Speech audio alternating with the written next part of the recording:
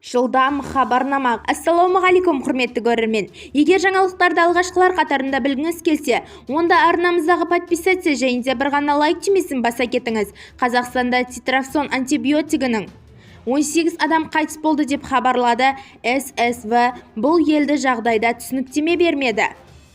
Әлеуметтік желілерде Қазақстанда Алматы қаласын титрафсондық антибиотиктен 18 адам қайтыс болды деген хабарлар тарады. Ал елдің денсаулық сақтау министрлігі бұл ақпаратты жоққа шығарды. Титрафсонға көңілсіз реакциялар болған жағдайда науқастың өлімімен аяқталатын жағдайлар тіркелген жоқ. Мұндай шағымдар Қазақ ССВ медициналық және фармацевтикалық бақылау комитеті және оның Алматы қаласы бойынша аумақтық бөліміне түскен жоқ, делінген министрлік хабарламасында. Ақпаратта титрафсон антибиотик ол сепсис, менингит, түрлі инфекциялар, пневмония сияқты көптеген ауруларды емдеуде қолданады. Бұл препарат Қазақстанда лицензияланған және барлық дәріханаларда сатылады.